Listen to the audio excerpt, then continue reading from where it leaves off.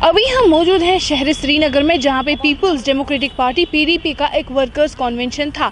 इसमें PDP workers के अलावा हज़ारों में लोग मौजूद थे और इसमें जब हमने देखा कि सिर्फ वक्फ एक्ट को लेकर लोग अपनी नाराज़गी जता रहे हैं, लोगों के हाथों में बैनर्स हैं तो उन पे भी लिखा है वी रिजेक्ट वक्फ एक्ट। इसके लिए जब हमने लोगों से बात करनी चाहिए तो इस रिपोर्ट में आप देख सकते हैं कि आम जनता का क्या रिएक्शन था। अभी हमारे साथ कुछ लोग मौजूद हैं, इनके साथ हम बात करेंगे और इनसे हम जानना चाहेंगे कि वक्फ अमेंडमेंट बिल को लेकर इनके क्या विचार हैं और जो जम्मू कश्मीर असेंबली में इसका रेजोल्यूशन मंजूर नहीं किया गया उसको लेकर ये क्या सोचते हैं। सबसे पहले आपसे जानना चाहेंगे जी, आप इसके बारे में क्या सोचते हैं। जी, जो ये वक्फ अमेंडमेंट बिल है, ये तो आज का मसला नहीं है। जो अभी हमारे प्रेसिडेंट महबूबा मुफ्ती साहिबा ने इधर कहा कि जो ये अमेंडमेंट बिल है, अमेंडमेंट बिल को हिंदुस्तान को सीखना चाहिए। मुफ्ती सईद ने कैसे एक ख़ानदान यहाँ लूट रहा था पिछले 70 साल से, लेकिन उसने एक पॉजिटिव अप्रोच पेश किया पूरे कश्मीर के सामने, पूरे जैंट के सामने। उसने वो चेंज किया वक्फ में, लेकिन उसमें उसने चेंज करके उससे यूनिवर्सिटीज़ कायम की उसने, लेकिन इस तरीके से नहीं। ये हमारे जो इस वक्त जो अमेंडमेंट हो रहे हैं, ये एक शब खून हो रहा है। शब खून हम पे आयत हो रहा है। हमारे इंटरनल जो हमारे मजहबी मामला थे उन पर मुदाखलत हो सकती है।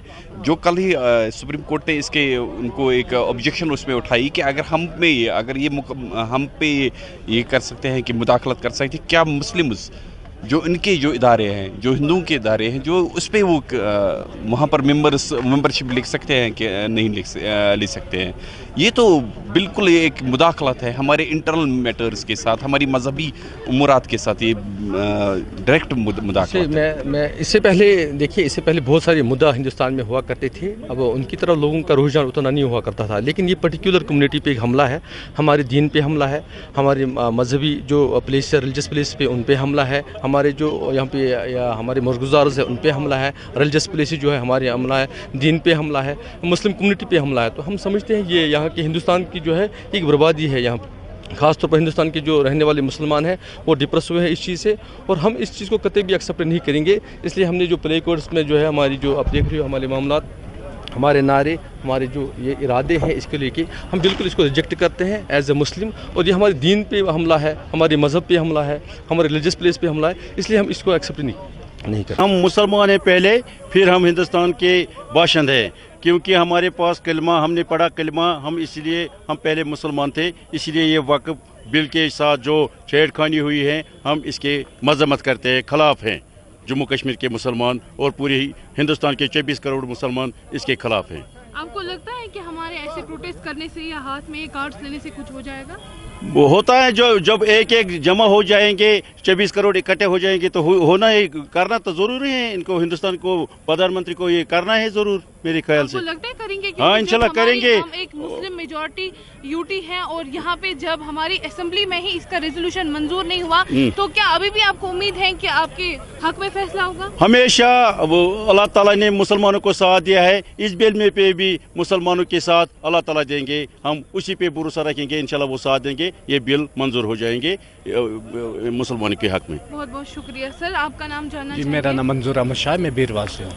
और इस वक्फ बिल को लेकर आपका क्या कहना है? देखिए, ये दीन का मसला है, ये मज़हब का मसला है, ये होना नहीं चाहिए था। ये बिल है, अगर आप देखोगे हमारी जो पार्लियामेंट मेंबर 3 है, एक लद्दाख से है, एक जम्मू से, एक बडगाम से है, एक अनंतनाग से है। ये हमारी जो है ये नेशनल कॉन्फ्रेंस के, हमें आज ये भी शक शिकवा है कि शायद इन्होंने इसके हक में वोट डाला होगा। जो नेशनल कॉन्फ्रेंस के 3 MP है, शायद हमें ये अब शक हो रहा है कि जब से कल डोवाल साहब ने ये बयान दिया कि फारूक साहब हमसे मिले थे तब या कुछ ये, और हमें अब ये शक और शिकवा है कि शायद नेशनल कॉन्फ्रेंस के 3 MP ने वोट किया होगा अब इसके हक में, वक्फ बिल के हक में। तो अब बोलते हैं कि रेजोल्यूशन PDP ने लाए थे, वहीद रहमान परा साहब ने लाया था और नेशनल कॉन्फ्रेंस ने इसको रिजेक्ट किया। नेशनल कॉन्फ्रेंस के अगर आप बुनियादी देखोगे, उनके घर में दीन नहीं है। उमर साहब की जो वालदा है वो मुस्लिम नहीं है, उसकी जो मिसेज है वो मुस्लिम नहीं है। अब उनके सामने क्या हम फरियाद लेके जा सकते हैं? जिसके पास दीन नहीं है उसके पास क्या जा सकते हैं? इसलिए इनमें से एक लीडर था वो पार्लियामेंट है रोहला साहब, उस पर हमें उम्मीदें थी, मगर हमें ये भी अब लग रहा है कि वो भी बेबस है इनके सामने। जो हमारे 3 MLA जो है असम्बली में, इन्होंने टेलीविज़नों के हक़ में लाए थे बिल। ये 1 लाख का मसला है, 1 लाख लोगों का मसला है।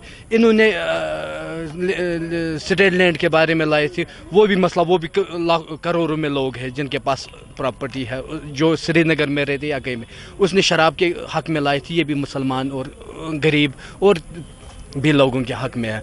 इसलिए ये वक्त अब ये तो आप लोगों को पता है, उनके 60 MLA हो के भी उन्होंने साथ नहीं दिया, ना वक्फ बिल का, ना स्टेट लैंड का, ना टेलीविज़न का, ना शराब बिल का।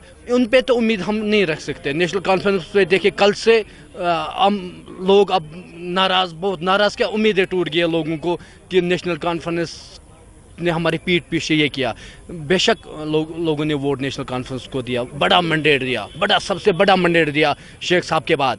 मगर अगर देखेंगे शेख साहब के गद्दारियों के बाद आज भी ये गद्दार वैसी के वजह से, ये 47 में भी वही गद्दार थे और आज 2024 में भी वही गद्दार है।